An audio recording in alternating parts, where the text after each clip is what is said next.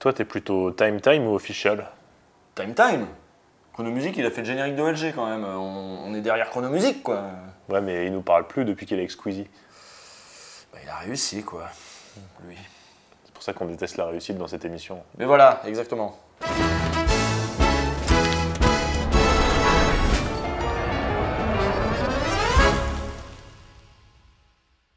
Bon alors les droitos là, avec leur débat pourri là, on en pense quoi? Non mais attends, on n'a pas tout regardé. Ben, on va faire comme si que oui. Non, on n'a pas tout regardé. 6 heures de bourgeois qui font le concours pour savoir qui est le plus à droite, je suis désolé, c'était pas dans notre contrat avec Edoui. De toute façon, on peut deviner, hein. Faut payer moins d'impôts, il faut que les gens y travaillent plus, et puis vu le climat actuel, on a parlé immigration, intégration, insécurité, ils étaient tous d'accord. Alors vous êtes tous pour reprendre le contrôle de l'immigration, par la voie des quotas.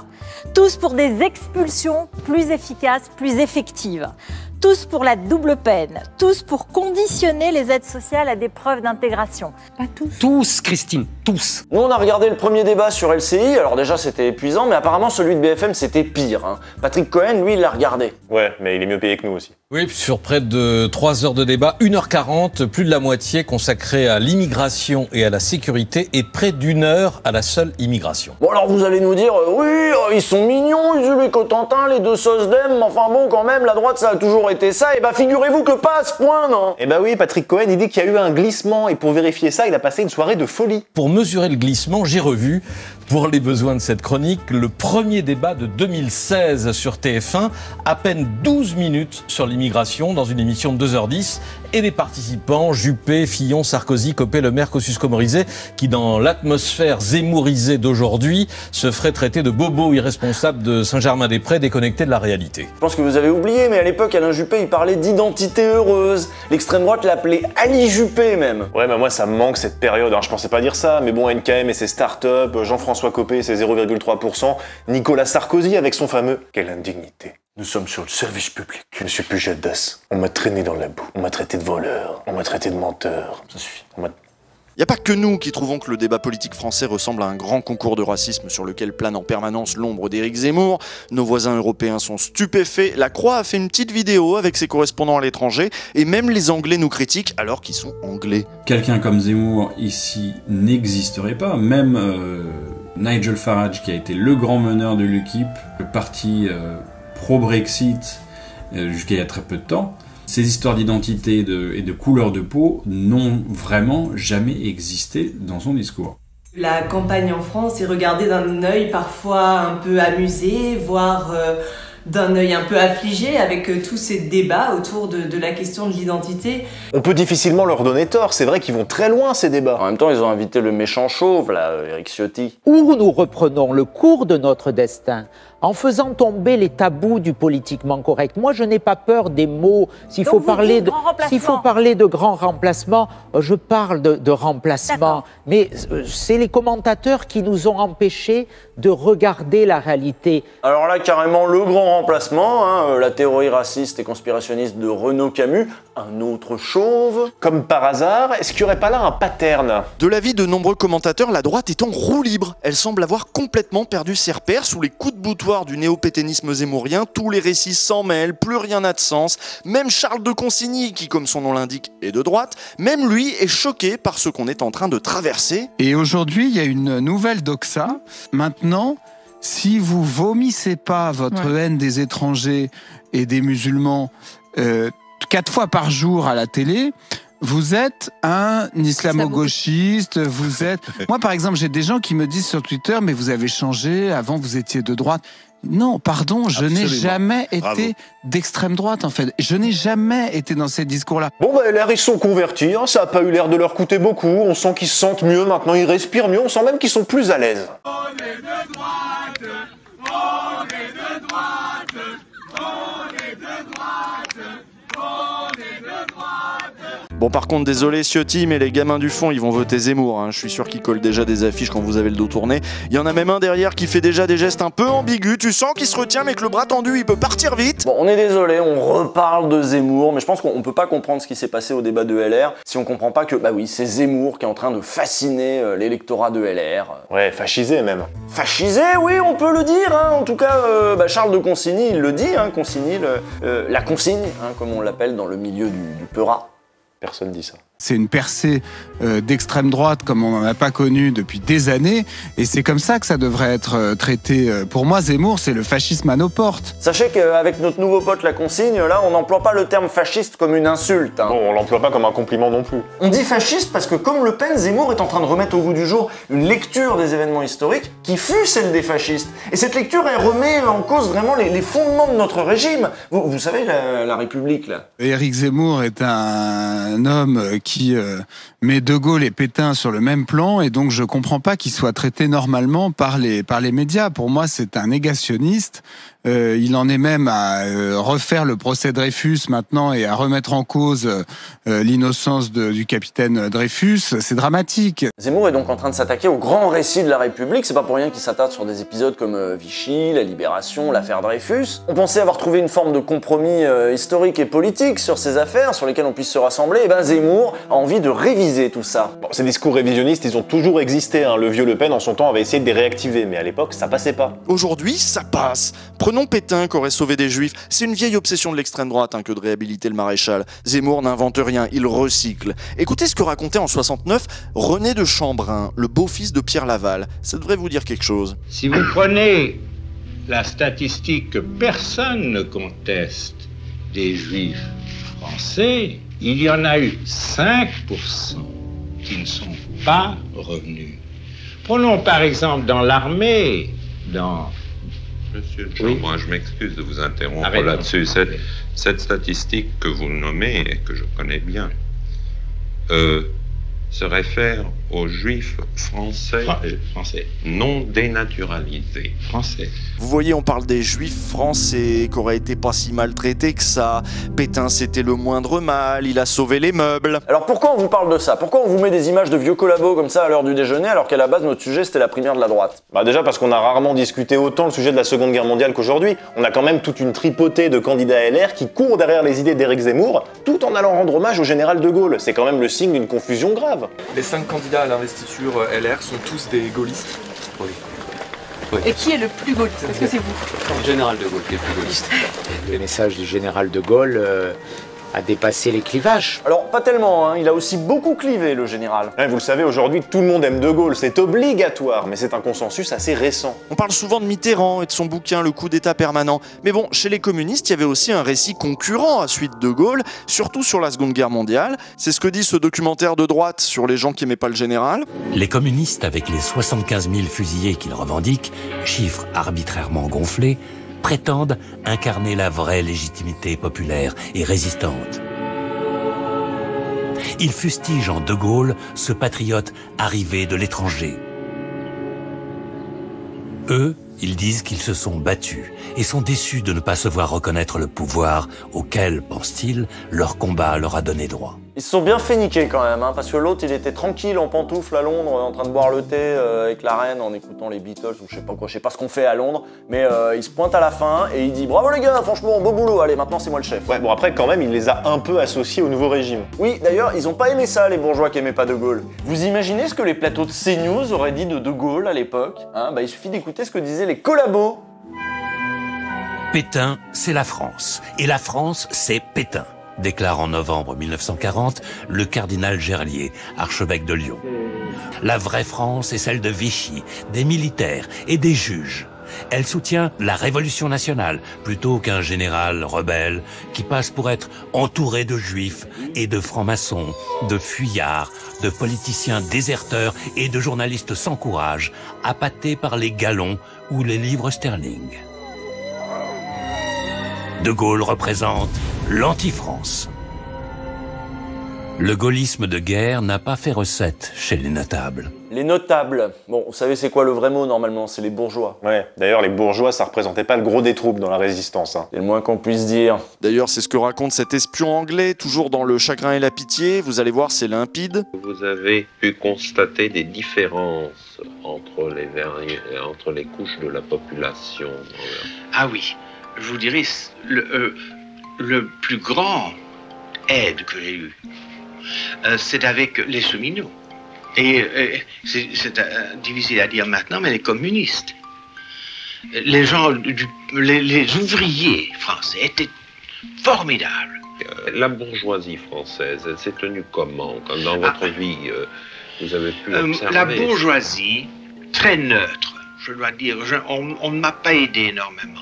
Non, pas la bourgeoisie. J'ai trouvé le peuple merveilleux, les gens, les garçons de café, les vendeuses du prix unique. Donc De Gaulle, ça n'a pas toujours été la grande figure consensuelle, vive le général, franchement, un mec comme ça. Non, il y avait une droite gaulliste, mais donc c'est qu'il y avait aussi une droite anti-gaulliste. Bah oui, genre le vieux Le Pen. Et bon, quand t'as eu une bourgeoisie à ce point collabo, bon bah, après quelques purges nécessaires quand même, bon, il faut retrouver une forme de récit, un récit qui puisse contenter à peu près tout le monde, qui condamne et enterre les errements du passé. Vous connaissez ce discours, hein, la France était à Londres, toute la France était résistante, Vichy c'était pas la France, etc., etc. Oui, c'est sur ce récit bien plus politique qu'historique qu'on a fini par retrouver une forme d'apaisement. Il faudra ensuite le discours du Veldiv pour qu'on se rapproche un peu plus de la vérité, mais en attendant, c'est ce récit gaulliste qui a dominé le champ politique. C'est ce récit qu'on entend encore dans l'hommage à Hubert Germain, prononcé par Macron le 11 novembre dernier. Française, Français, serions-nous là? Serions-nous là sans Hubert Germain? Alors, est-ce que c'est le même Macron qui voulait rendre hommage à Pétain en 2018? Je ne fais aucun raccourci, mais je n'occulte aucune page de l'histoire. Et Maréchal Pétain a été pendant la Première Guerre mondiale aussi un grand soldat.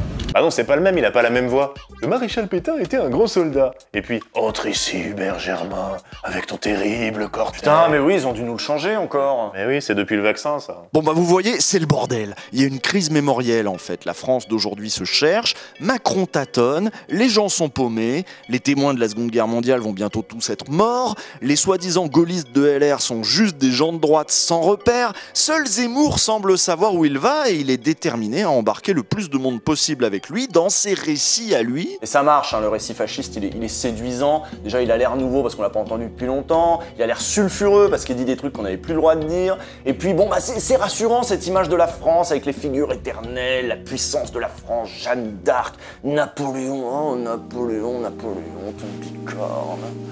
Bon, bah dans les années 30, déjà, ce discours, il avait montré son efficacité sur la jeunesse bourgeoise. C'est ce qu'explique cet ancien de la division Charlemagne, Christian de la Mazière. Il raconte sa jeunesse dans les années 30, il raconte comment face à la terrifiante révolution communiste, face à la République et à Léon Blum et au Front Populaire et à la guerre d'Espagne, l'adhésion à l'extrême droite sonnait comme une évidence dans les milieux bien nés. Alors pour des gens comme nous, il n'y avait pas de choix, si vous voulez. On ne choisissait pas le parti communiste. Alors on choisissait l'autre parti révolutionnaire. Qui était quoi?